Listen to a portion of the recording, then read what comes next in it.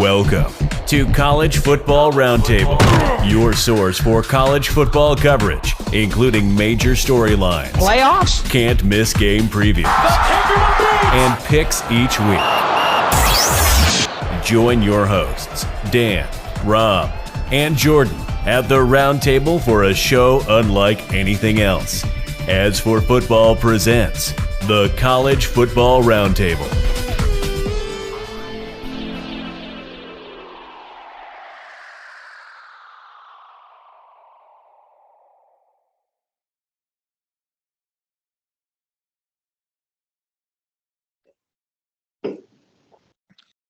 Double overtime in the Army-Navy game.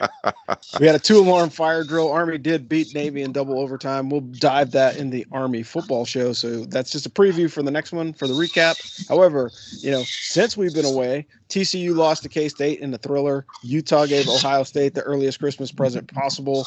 And they took USC to the woodshed.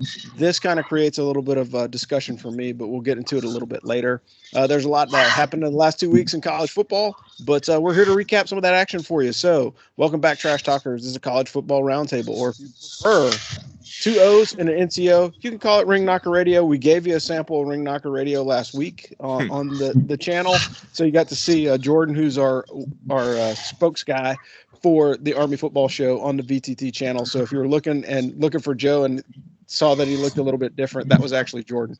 But I'm your host, Rob, the Angry Colonel, calling out of the center of the universe here at Fort Bragg. We got Dano Ikebesa out of Bristol, Connecticut, and 13-0 Trigger Joe. All right, guys, how's it going? Because I know this, we kind of did this outline a couple weeks ago, but we are definitely in a different space. Dan, what'd you do this weekend?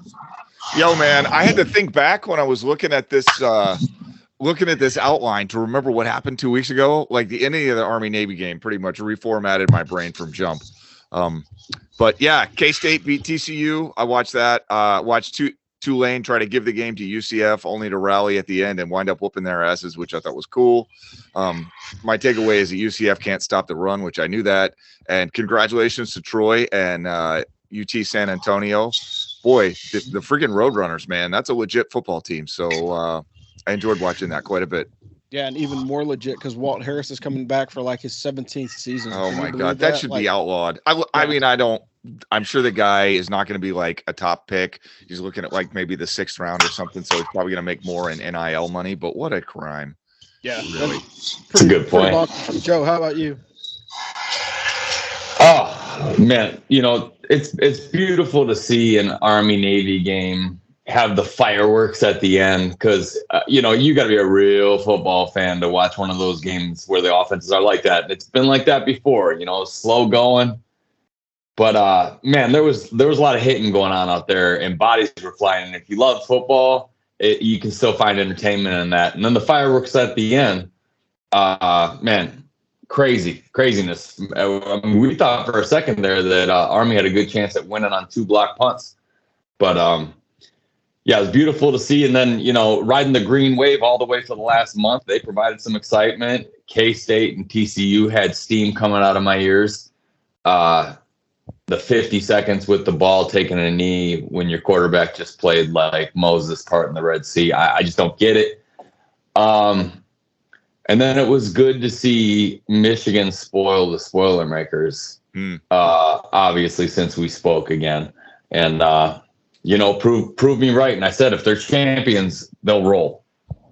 If it was a tight game or something like that, I might be a little more worried, but I feel pretty good about them moving forward. So, yeah, good on all fronts. Loved it. Yeah. So, of course, I watched the championship games. Not going to belabor TCU, but I absolutely agree with you, Joe. Like, what are you doing when your quarterback's like fuego like that? Like, dude. Max Duggan, like, I would want that kid. Like, he's the kid on the football field that's just like, hey, I'm going to throw it to you. Make sure you catch it, right? Like, he's just going to chuck the thing and something's going to happen. And he's one of the most incredible and most dynamic players in college football. The interesting thing will be is, does he stay at TCU? Does he transfer out, or does he go into the NFL? Because I can tell you right now, there's a lot of NFL teams that are licking their chops, hoping that guy enters into the draft next season because he's a talented guy. Giants, baby. Yeah. We need a guy. He's also the guy that says, I'll throw it to you once. Then I'm just going to take it myself because that's what he did on that last drive. 80 yards on his feet. There was no offense. The only offensive progression was his feet. I've never seen more heart in a player. Well, I have, but it's been a long time. And that dude had a 9-hour heart surgery 4 weeks before the season started. That's nuts. Yeah, that's it shouldn't happen that way, and that's called the desire to win, like straight up. That was great. And of course, if you like watching comedies, National Lampoons is on now. You could probably see it like 37 times because it is the Christmas season. Got the Christmas story first. But the biggest joke of the holiday season so far is the University of Southern California on all fronts. Like, I about lost my mind. I was celebrating the Army-Navy win, and then I see the scroller, and I about freaking flipped the TV over going, how in the HE double hockey sticks did Caleb Williams win the Heisman Trophy? Does he have the numbers? Absolutely. But when do we ever in college football put a quarterback with 2 losses Never. give him the Heisman Trophy? Like, when is We've never done that. When has that ever happened? First. So of course, like, it makes me ask all the sports writers, all right, what games are you watching? Number one, are you giving Lincoln Riley a consolation prize because he got his ass whipped on national TV? Or, Caleb Williams sprinting like 37 yards and then not stepping out of bounds and taking a hit that further injured his hamstring? That's not the move of a Heisman winning quarterback. Number one. I truly think, like, it kind of pisses me off, and like, I wasn't going to say it. I'm going to say it. It's kind of like going to play basketball in Russia and not dumping your vape cans full of cannabis oil before you go through customs, right? You guys are way too serious about these laws. I'm just going to do it because I'm important. Well, no, you're not. No, you're not. I mean, like, for real, it's kind of along those same lines. Like, you're a professional performance athlete. You have to be able to think on your feet. Dumping your stash is one thing, but literally running out of bounds. What's that first word mean again? Yeah, performance. And like, yes, be a professional. You're not on vacation. Yeah, make no mistake. The guy put up the numbers, but like, when you look at his body of work by comparison to the other guys that he was up against, a quarterback doesn't beat Blake Corum. Yeah. I mean, it does not make any sense. And it's super, super frustrating to me. And it's kind of just another one of those things that, like, makes you wonder what the guys are watching, and that's part of the reason why I legitimately think the reason why they went to the 12-team playoff is legitimately because they don't want the pressure anymore. Right? We don't want the pressure of deciding who goes into this thing. So we're just going to make it as easy as possible. We're going to make a 12-team format, give some folks some buys to reward them for winning conference championships. And then we're going to kind of stay out of it because it makes it a lot easier. So if you have a 13-0 UCF, you can put them in there and, they play for they play if they win rather than, oh, who's going to come in? Like Nick Saban. Hey, Nick, to your credit, you have a whole bunch of championships, but you don't deserve to be in the playoffs. You have 2 losses, right? Yeah. Let's be real. Yeah. He looked weak. Yeah. He looked weak in that, man. He looked like a beggar. Like, dude, I don't even like you, and I'm telling you to be a man and just take it. Like, bro, you look like you were begging. And I get you're fighting for your kids, but man, take your rough season and shut up. You're not supposed to be number 1 every freaking year. I'm sorry you feel that way. Congratulations for working yourself into that mindset, but it ain't reality this year. Yeah. True statement. Dan, you had something to say? Yeah, I mean, I know we're going to get into this, but they did the only thing that they could do, right? I mean, you hate to reward TCU for losing, and you hate to reward Ohio State for freaking losing, even more egregious fashion, but they did the only thing that they could do, right? Yeah. I mean, again, but they've tied their own hands too, just because of the way that they've done it before. Because if, as much as we don't want to admit it, but like, had they not let a 1-loss Ohio State team in 2014, this wouldn't even be a discussion right now.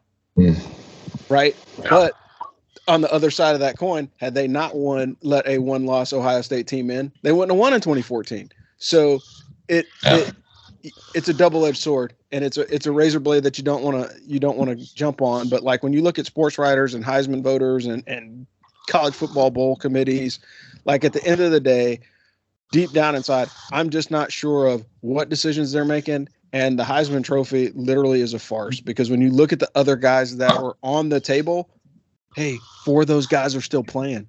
And Caleb Williams is going to be at home for Christmas, and he's coming back to play football next season because this season is over.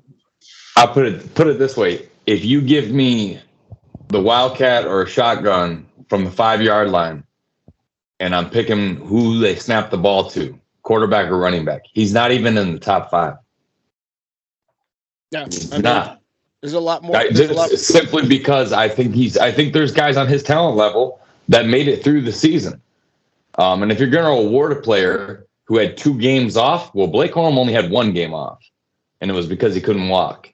And if he would have been out there against Ohio State and Purdue, it just would have been worse for those teams. Yeah. Well, and here's the other part. All right, of the quarterbacks that were left on the field, right, from the other 4 Heisman voters, who do you want leading your team at the end? Guess what? Caleb Williams, and let's be honest here, if you're a college football fan and you watch more than 2 games in a season, the Pac-12 plays no defense. The Big 12 plays no defense.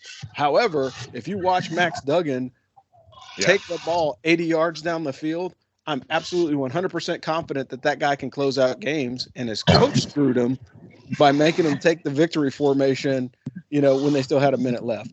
Well, Cameron Rising's closed out 2 games on Caleb Williams. So does that make him a better quarterback? Because I don't know. I'm just saying, if we're doing football math, he beat him twice. Well, legitimately, if we use football math, that means freaking Cameron Rising is the Heisman Trophy winner, right?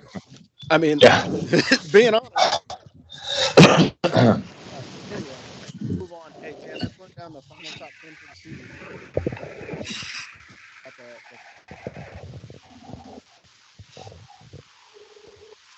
I think we lost you there, Rob. Hey, he wants you to actually, I think he said go through the final top 10. All right. So top 10. Number 1, Georgia, 13-0, deserve to be number 1. They have won all their games. Number 2, Michigan, same deal. Number 3, TCU. Yes, they lost their championship game, but they're still probably the best 1-loss team in the country. Number 4, Ohio State. What are you going to do? 11-1. Number 5, Alabama. Number 6, Tennessee, getting punished for their quarterback ripping his ACL. Number 7, Utah at 10-3. Number 8, USC at 11-2. Number 9, Penn State at a very respectable 10-2. And number 10 is Clemson, very much on the outside looking in at 11-2. As I said before, they did the only thing they could do with the final. It'd be interesting to see how it plays out next year. Yeah, Joe, what are your thoughts? I like the top 4. I think that the teams determined it themselves. It's a hard argument to change those 4. So, and we definitely know who the best team in the country is going to be when it's all said and done, because someone's going to have to go through Georgia. Yeah. Somebody's always got to go too. You know what I mean? And if it's Georgia, it's Georgia. Yeah, and I think honestly, from the bowl committee perspective, again, I understand why they put Ohio State at number 4, because it's like, hey, look, if you win the national championship, you got to earn it. So you got to play the number 1 team in the country after taking a pretty brutal loss on national television against your rival. I think it really sets them up. If they do win, they have the hardest road to get there, and so it will take some of this thing out, but it won't take all this thing, because we know college football hates Ohio State. That's pretty much the thing. Coming from a Michigan fan, it is very hard to argue with their resume. They've got the best road win out of a 1-loss team in Penn State, and they thumped them, and they beat Notre Dame. Yeah. So it's 2 very quality wins on anybody else with 1 loss. So. Yeah, and if you look at that matchup, I don't think USC stands 2 quarters with Georgia. And I think Ohio State has more NFL talent, and if they come and ball out, I think Ohio State can make a game of it. And but they're going to have to play perfect. Yeah, well, but they've got the talent. Again, it goes back to like the only kind of blemish on Ohio State, but on Georgia's record was that first 3 quarters against Mizzou, right? If they come out flat on any of those teams that are in the playoffs like they did against Mizzou, it's going to be a long day for them, because Ohio State and Michigan can hang 20, 21 points on you really quick. And same thing with TCU. They all have explosive offenses, And if you slow burn like you did against Missouri, you're probably down a touchdown or two, maybe even 21 points, given the schemes that those teams run. Yeah. And if there's any heart left beating down there in Columbus, that is a fearsome bunch that wants to get the taste of that last game out of their mouth. And I would expect to see the best Ohio State that they can offer against Georgia. So I'm telling you, they play well in bowl games. I'm a Michigan fan, but I'm being objective. I think they've got the talent to make it a game. Yeah, I think it'll stay closer than, again, I think the last SEC team that was just a completely dominant power was LSU. And that was when everybody was like, yeah, Joe Burrow and those guys are going to win it, so we don't have to worry about watching the game. But we haven't had like a team like that in a while. So we've got some time, but I legitimately think that either way, I like to see good college football games. I think the teams that they have in there are the most reasonable matchups. Like, I think Tennessee made their case, but with Hendon Hooker going down, I think it kind of took them off the board. And, again, college football may not hate the University of Alabama, but it absolutely hates Nick Saban. So if Nick Saban was coaching at Ohio State, they wouldn't have put him in, because I think, honestly, we should start the hashtag. Somewhere Paul Feinbaum's head's rotating right now. Yeah, no kidding. Yeah, and anyone but Bama, right? That's basically kind of my stance on the playoff. Like, I didn't care who got the 4 slot, so long as it wasn't old Roll Tide, because I wins enough. And this season, believe it or not, this is the first season since the playoff has started that you haven't had a Dabo or a Nick Saban appearance. So it's nice to have some different coaches in there, at least. They won't be missed. Yeah, for sure. All right, so Service Academy football again. We already talked about the Army win. If you're looking at my backdrop, I've got Quinn Moretsky lining up for the game-winning kickoff. That was pretty legit. But Joe, I think you got a little Blue Falcon action for us. So if you don't mind, who's your Blue Falcon of the week? Yeah, it's going to be a little different spin, because it's not really directed at one person, but the people who know who they are know who they are. It's about a lot of the negativity, or a lot of the people change with the wind when it comes to Deion Sanders, and all of a sudden you start hearing the stuff like he's a sellout. And trust me, I've seen numerous podcasts that I've watched on interviews with people who have tons of followers, who are answering these questions from people at Jackson State who are saying, yeah, Coach Prime's all about the bag and all about money. And it's like, hang on a second, because I just listened to an hour-long interview, and the guy actually was questioning about it. And it's like, let's just talk about a few things he has done. All right, and I'll get to my point as to who the Blue Falcon is. But first of all, you got the number one recruit in the country with a fraction of the budget that, say, Michigan has. Number one recruit in the country. Got Under Armour to sponsor the uniforms, no big deal. Got Jackson State new practice fields. That was probably 6 figures. Opened up his own charter school. They, to be truthful, they closed because of financial distress, but he still is at least trying to coach and mentor young men in the right direction. Coached at J-State for $1.2 million for 4 seasons, while donating half his salary to upgrade the football facilities. For anyone calling him a sellout, just ask yourself, how many times in the last decade have you heard someone say, hey, man, Deion is really pouring himself into the university and into developing young black athletic professionally and young, strong leaders who will have a great chance at success in their next phase of life. You never hear that. It's always some kind of drama because Deion does it different. But that was just a few of the things that he's done. He's still paying J-State University $300,000 because of upgrades that he promised to go halves on. All right, like, the guy gives back. He's doing it right. And then on the flip side, he's going to a place like Boulder, Colorado, the land of legal weed and pronouns. And then you get the quiet rumblings on the other side that says, hey, we really love diversity. So here are some of our guidelines for acceptable levels of diversity. Nuh-uh, not going to work with Prime. Prime will show you who he is from pillar to post to anyone watching at all turns and avenues. He's always been different, and he's always been who he is. And it'll be much different than the norm. So if you wanted all the good things that come with having a man like Deion Sanders as your head coach, then actually support the man. He's not a sellout because he's a successful coach and he got a promotion. And if you want prime, but in your mind, your coach has his hat straight, his bill curved, he's got the Tom Selleck level Magnum PI Coach bike shorts with the tube socks pulled over his knees and an Andy Reid wall rash stash. You don't want prime then. Support the man because he's doing it right. He doesn't BS his players. He teaches them the life skills. And I would pay to have my sons coached by a man of his caliber. So haters, come get your T-shirts, because if you don't believe me, go watch Travis Hunter's first game where he bawled like a baby in his coach's arms for believing in him. That's the number one recruit in the country.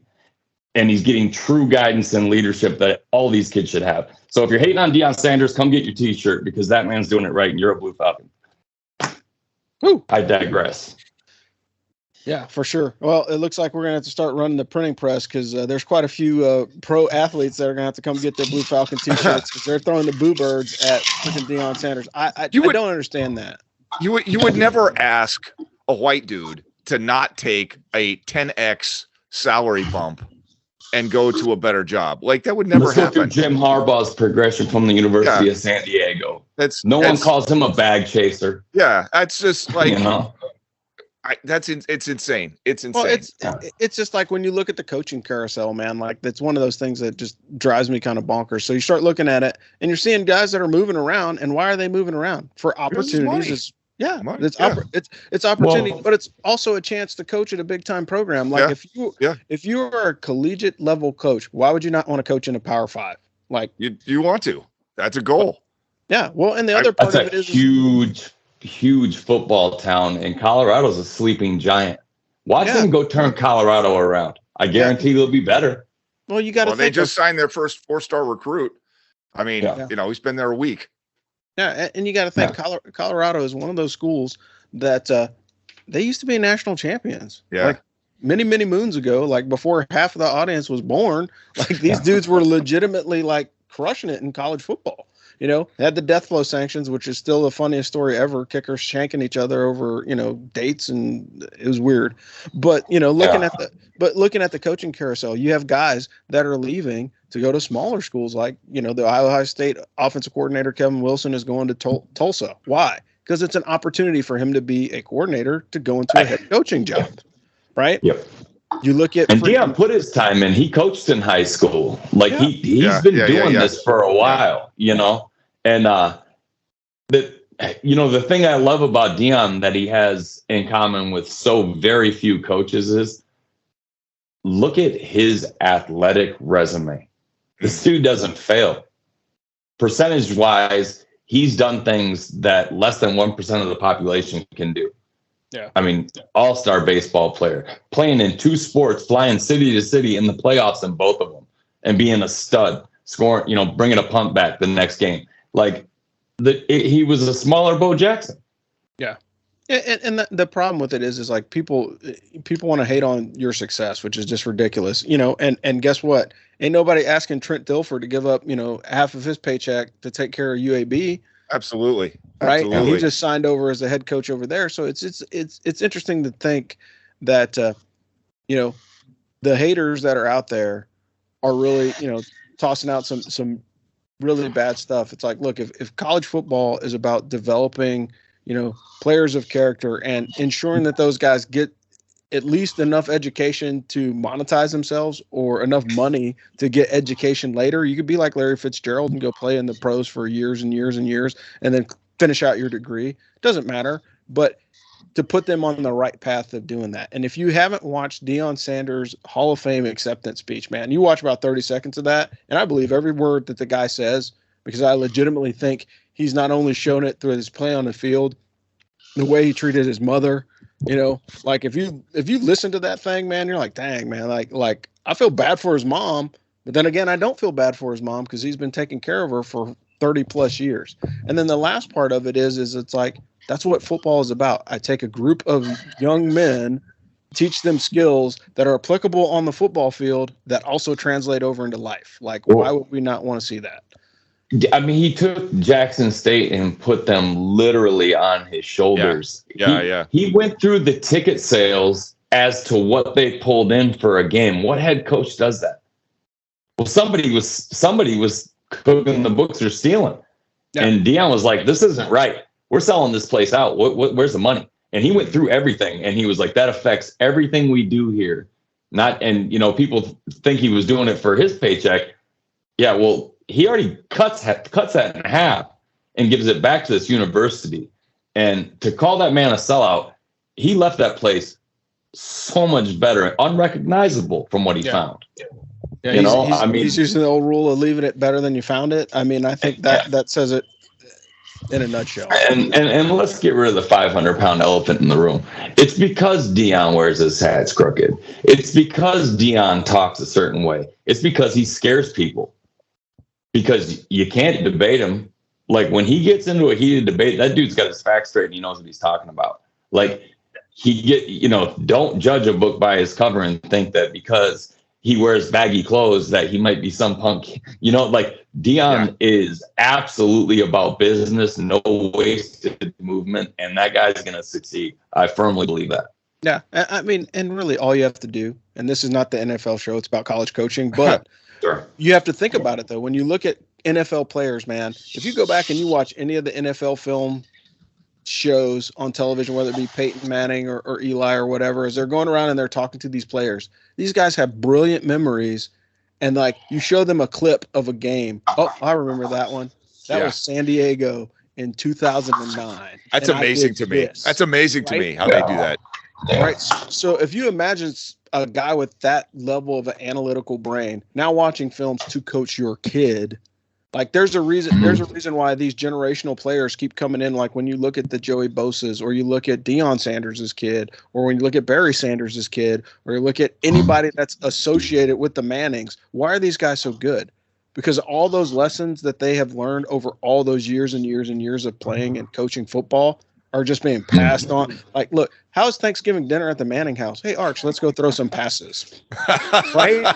With two Super Bowl winning quarterbacks. It's like he's 18 months old. What do you mean throw some passes?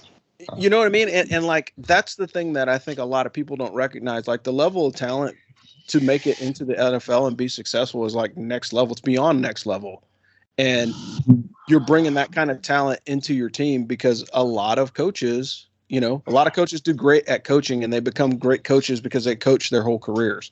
Some great coaches are because they're great players, and it's really taking advantage of both of them. So it's pretty crazy. But let's move on to the games of the week. We're just going to hit a couple games real quick, and then we're going to talk about the New Year's Six or some of the big bowls. We're not going to talk about all the New Year's Six because some of them are mildly interesting with all the playoff discussion going on. However, coming up this Friday, you've got Miami and UAB, and it's Miami of Ohio in Nassau, Bahamas. Man, that must be nice. Like, who cares about the bowl game at that point? You just want to go hang out. So you've got, if you're in Orlando, you can swing through Disney and go to UTSA and Troy play each other. That's what a game. That's the game of the banger, man. Yeah. Dude, yeah.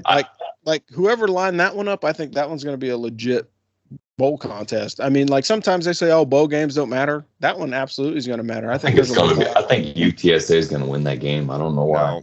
No. Have you seen Troy's defense? They got the best linebacker in the country at Troy. Yeah, Troy has a pretty stiff defense. We'll see what happens. I think UTSA. I think it's going to be like skill on skill. So if you're talking about that middle linebacker versus Frank Harris's ability to run.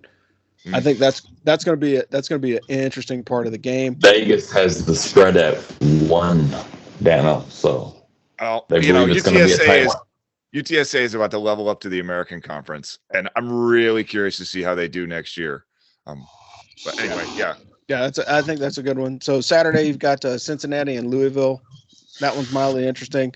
See if the Gators can upset Oregon State in Vegas. You got Washington State and Fresno State playing in Inglewood, California. Obviously, you can tell we're before Christmas because a lot of these games are like, who are these teams? You got a 5-5 Rice team that's playing, which I still can't believe that they made it into a bowl game. They're playing Southern Miss in Mobile, Alabama. You've got SMU and BYU in Albuquerque. That's basically a home game for BYU. It's an interesting game. Yeah, I think it'll be okay. Then you got North Texas and Boise. I think that was a shift because initially North Texas had Air Force, and then they got leveled up to play Baylor. So these are your games for this weekend. And we'll pause for a really quick sec, and then we'll jump into picking some games. So the ones that I have right now on the docket. Weekly locks. Capital One Orange Bowl. Tennessee versus Clemson. All right, which team is going to pull it through? Because they're both missing their quarterback. Because DJ, I can't say the rest of his name, Diliangale, is leaving Clemson, so he is not going to be there. He has entered the transfer portal, so Clemson is looking for a new quarterback. And that's crazy. Yeah, I mean, so Clemson is still given almost a touchdown. I would definitely take Tennessee plus 6.5, even without Hendon Hooker. I mean, it's tough to lose Hooker in the middle of the game against South Carolina, which is obviously the whole game got completely out of control. But with this much time to sort of figure stuff out, I have faith that staff is good staff. They're going to figure it out. Yeah, second that. I'll take Tennessee in the points.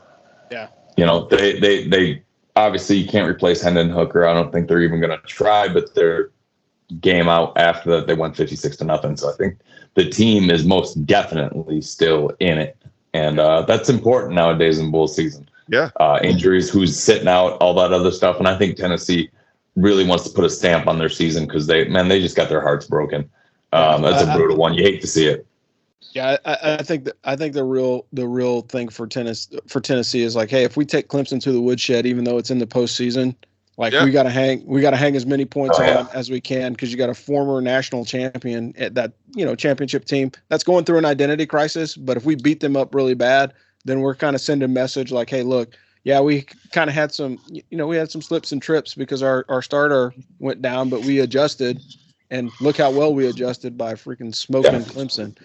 I'm going to agree with the crew on this one. I definitely want to see. I would take the over on this. I haven't looked at it just yet, but I think I think whatever it is, unless it's like 75 points, I think they'll pop it if it's around 40, 45. Over under 64 points, which 64 I think points. is quite a few.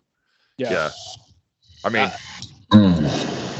like I'm not going to bet that one. No, I like if it's 65, I'd definitely take the under on that one, but it'll be close. Not without Hendon Hooker. It makes me nervous. Yeah, for sure. All right, looking at the Sugar Bowl, that's New Year's Eve. So if you're not out drinking, you can be out of the sports bar drinking. All right, you got Alabama and K-State playing in Nolans in the Sugar Bowl. Like, quite frankly, I would like to see K-State win that game. I don't know if they will.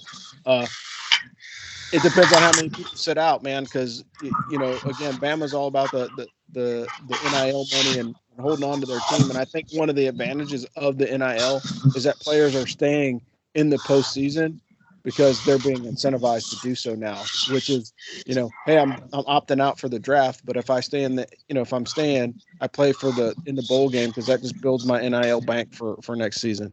Guys, what are your thoughts on K-State and Bama? I'll take Bama minus 3.5 all day and twice on Sunday. Sorry, I hate it for you, K-State, but that shit is not going to go. Sorry. Yeah, no, it's 100%. I got to roll with Alabama, and that's the game I'm super confident about. I mean, the Fighting Sabanites have to come out and prove how worthy they are after their coach big mouthed off into the Beggars Cup to no avail. So if you're Alabama, you should come out and win, I don't know, 47-28. Yeah, they got to win big, because if they don't win big, then college football is going to be like, see, Nick, we told you, right? That ain't going to happen. That is not going to happen. K-State just beat a team that's in the playoffs, so I think that would be a great statement for them. So, I think Bama's going to be tuned up and they're going to roll. Yeah, I think that's fair. Never count out K-State, but I think they're gonna they've kicked the sleeping giant with that one, because Saban's pissed off. Yeah, they're gonna be a little bit chippy because they beat TCU, but it's like, yeah, you had a second game to prepare for them. You know what I mean? This is a rematch. It wasn't like it was the first time around, and you would think that if you had the opportunity to kind of make those corrections, you should win it. So that being said, but the Verbo Fiesta Bowl, we're renaming the bowl games now because everything's changing. So you got TCU and Michigan. So you got two pretty solid teams. Like, I hate to see that the fact that TCU did lose that one game, because I think they're legitimately better than their record shows, which is hard to say because they're 12-1.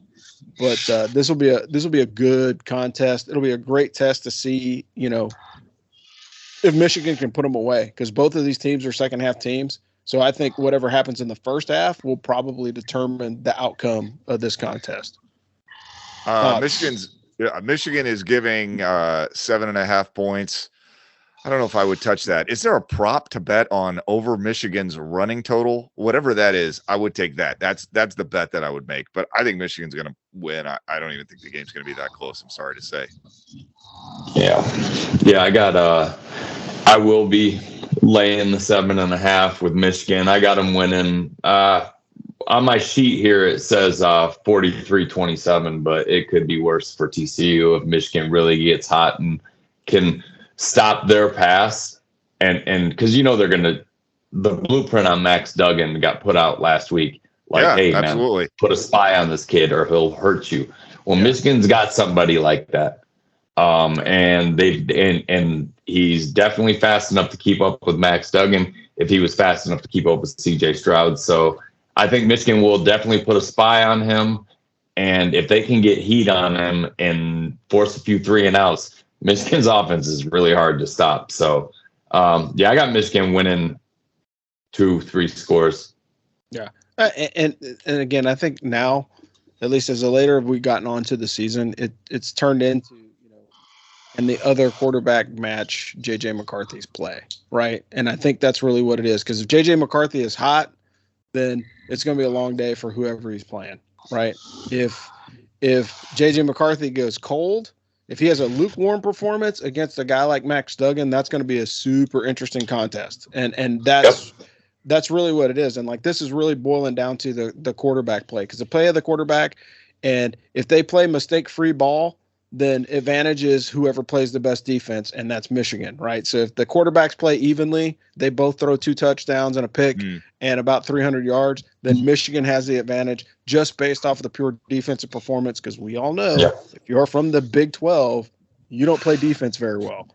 And so it'll be interesting to see, because, again, the last game of the season, TCU played a pretty solid defensive game. It was 62-14 was the final score against Iowa State. That's a pretty impressive game, but it's also Iowa State, not the level of talent as Michigan. All right, moving on to the mother of all bowls in the South. This is essentially a home game for Georgia. They go from between the hedges up to Atlanta to play in the Mercedes-Benz Stadium at the Peach Bowl. So you got Ohio State and Georgia. Hey, I think, somebody asked me the other day, big Michigan fan was like, hey, what do you think about Ryan Day?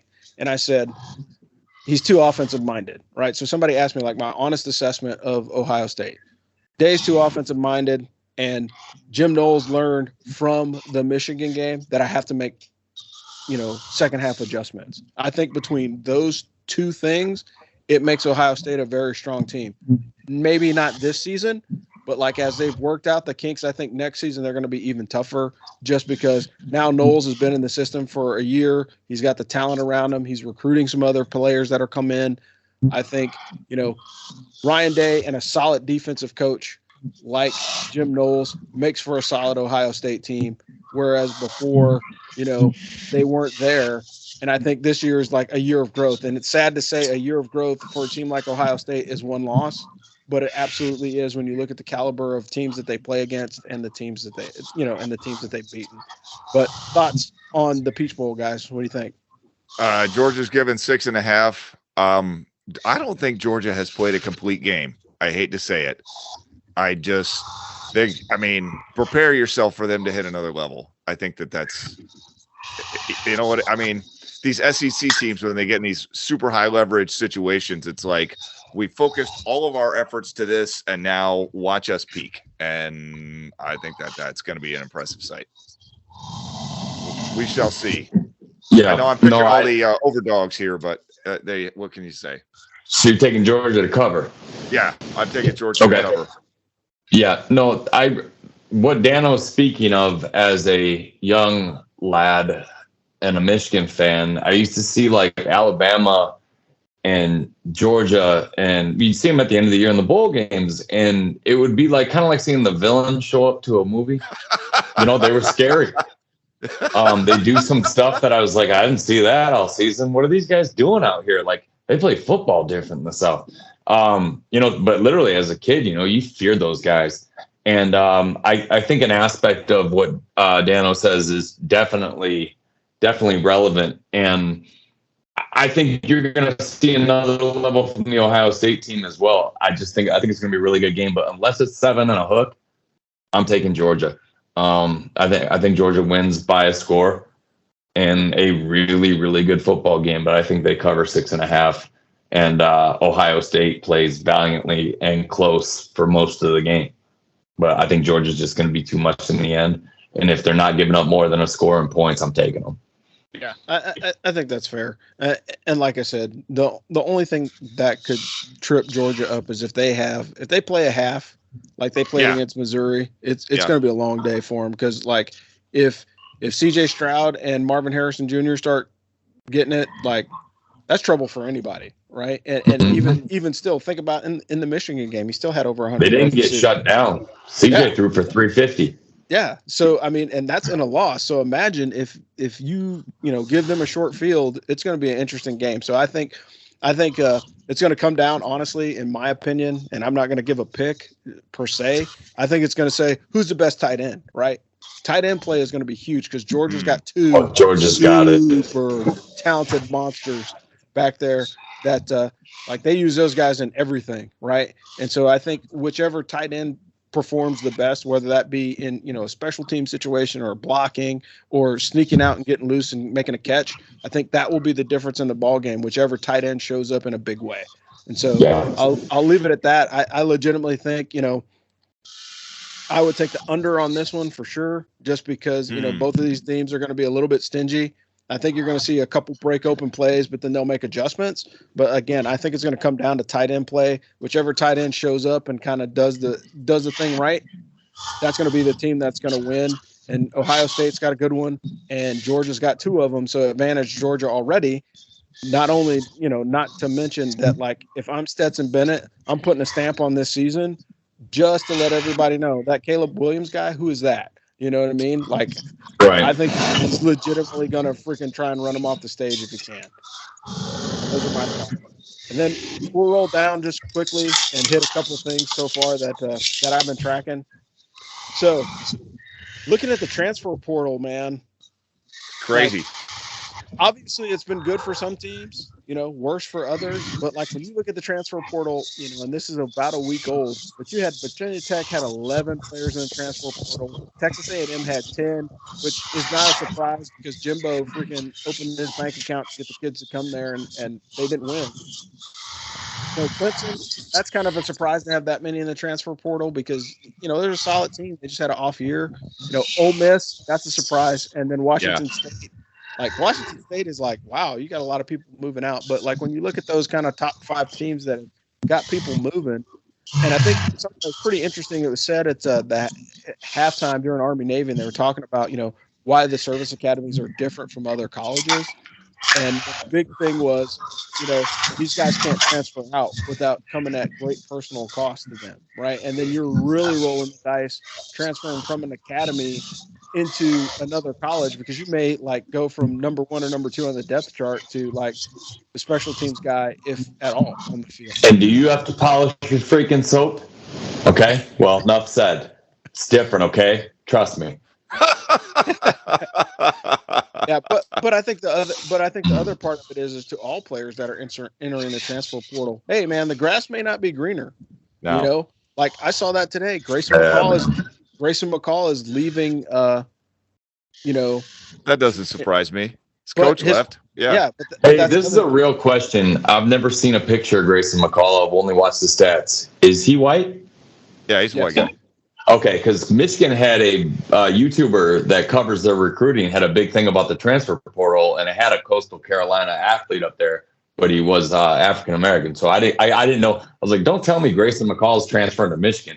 But it was about the portal, and it was the Michigan report, and he had a Coastal Carolina player up there. So Michigan's rumored to either be getting one or have gotten one from Coastal. I just didn't know what Grayson McCall looked like because he's been hurt the last few times they've been on TV.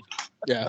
Well, here's the other part. Like Grayson McCall, like I'm surprised that he is leaving. Obviously, that name, image, and likeness money is going to travel with him to go wherever he ends up. I think, again, He's gonna go to Liberty, dude.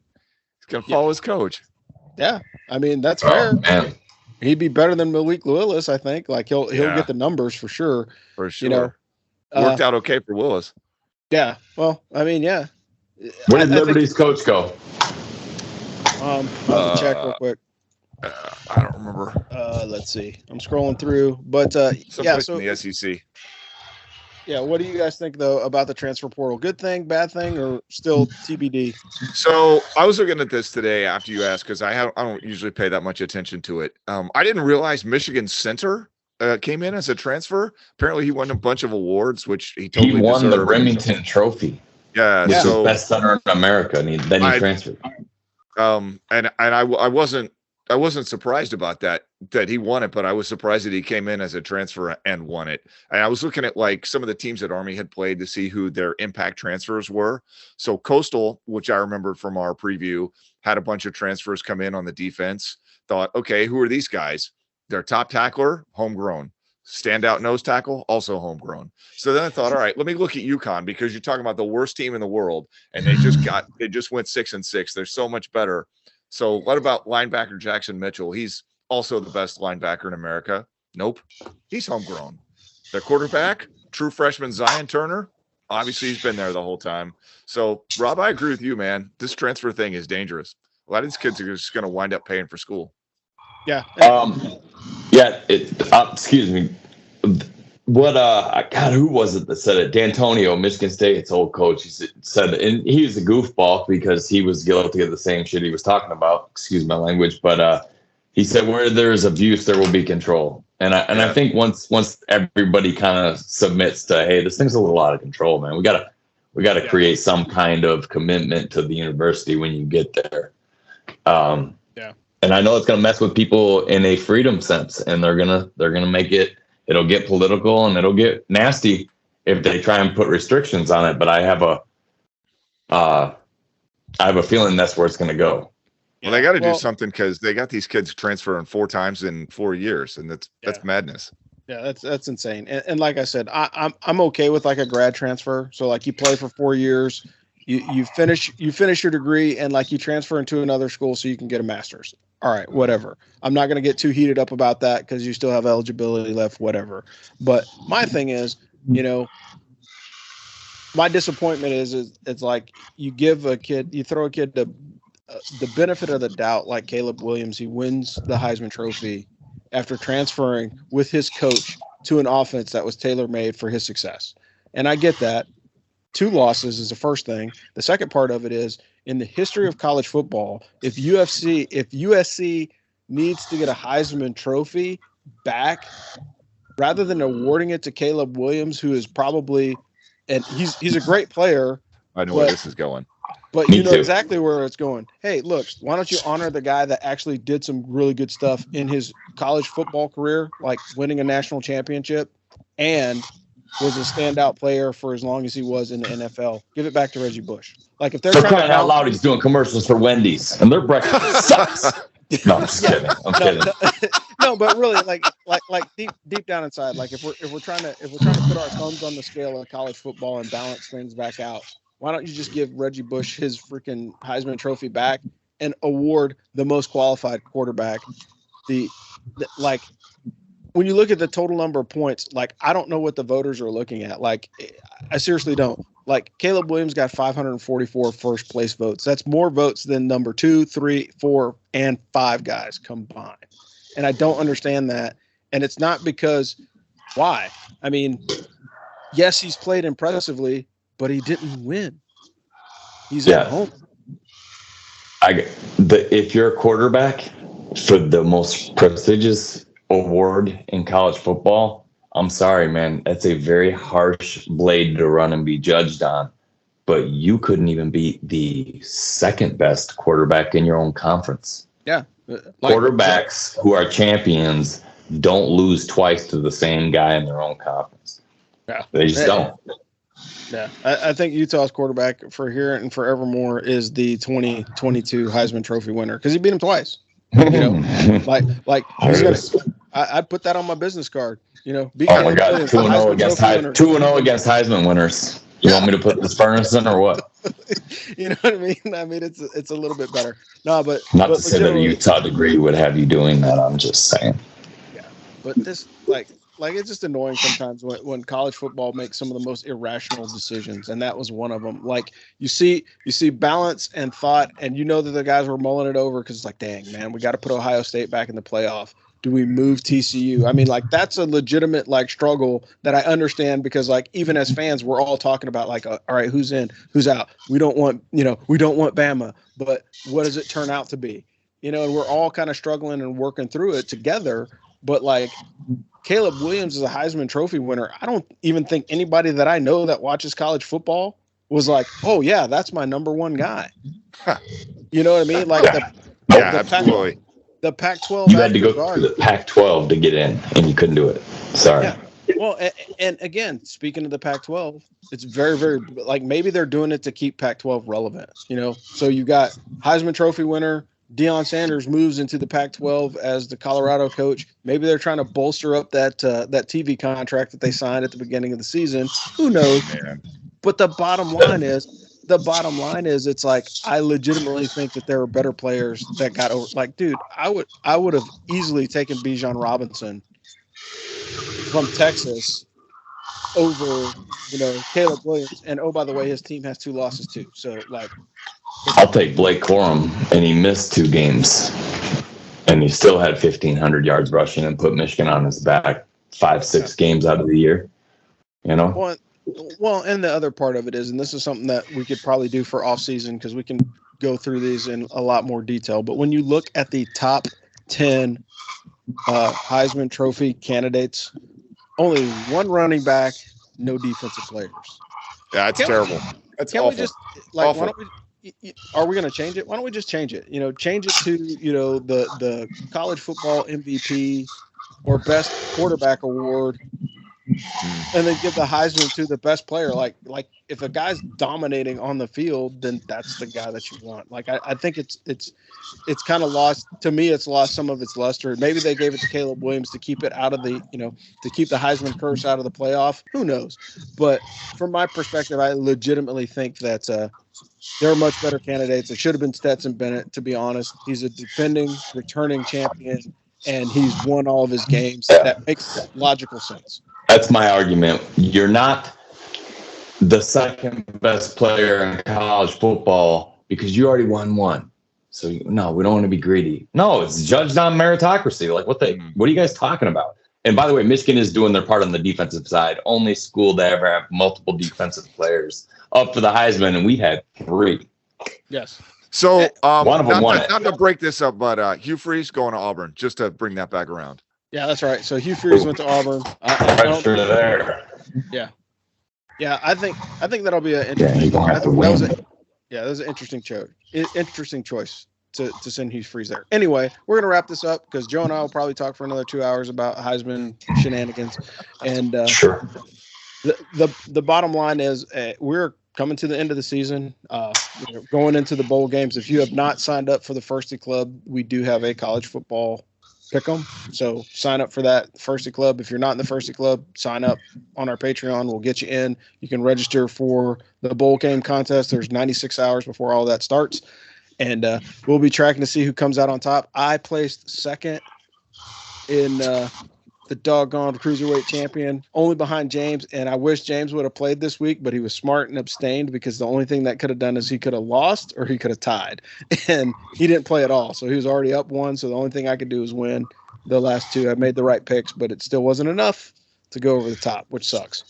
But all that you took the over? You took the over at Army Navy and hit it? I did. Yeah. Oh. Beautiful. Yeah. The over was 7. What a move, man. You guys believe that? What a move. That was a Gucci move. Yeah, I had. Oh my goodness. look, it's just like anything else in college football. You either win by 2 or lose by 1. Yeah, you needed overtime to get there, though. Yeah, hey, you know what? If it would have ended in regulation, I'd have been screwed. But or if the refs had a quicker flag, because there were some plays that could have gone either way. And like if you go back and watch it, there are some plays that was just like, oof, got lucky on that one, you know. But at the end of the day, you know, I came in second on the cruiserweight title. That sucks because I wanted to be number 1 as always. You know, second place is a first loser. Anyway, for 2 O's and an NCO, I got Rob the Angry Colonel coming out of Fayetteville. We got 13-0 Trigger Joe heading to the playoffs in the home pick house, and we've got the undisputed cruiserweight champion for like the next couple of weeks. Oh, he's gonna go grab the strap. It's over there. Yeah, but yeah, so we got the undefeated cruiserweight champion till the end of the season. Dano Ikebesa. I gotta send it to James. Yeah, call it out of Coastal Connecticut. Man, that belt is nice, man, and I think it got me amped up for the season because I really wanted that piece of hardware. Who doesn't want it? I'm gonna throw my hat in the ring next year so I can start off ice cold. Yeah, you gotta That's what's gonna happen. You gotta start off hot. But anyway. Yeah. Well, we thank you guys for checking us out. And hey, we hope you enjoy the bowl games, and we will talk to you guys next time. Thanks. Beat 'em. Thanks for listening to the Ask for Football College Football Roundtable. Tune in next week as the AFF team brings you more hot takes and college football analysis. We'd like to thank our sponsor, BuyerBarn.com. BuyerBarn.com is the world's first platform to perform online auctions and sales for farm animals. BuyerBarn.com is dedicated to helping small farmers in America and are extending a special discount to military veterans who want to help in the revolution of the family farm. Go to BuyerBarn.com/military. That's BuyerBarn.com, BYREBARN.com to learn more and to get started, or email them at info@BuyerBarn.com. Thanks again for listening to Ask for Football College Football Roundtable, and as always, beat Navy.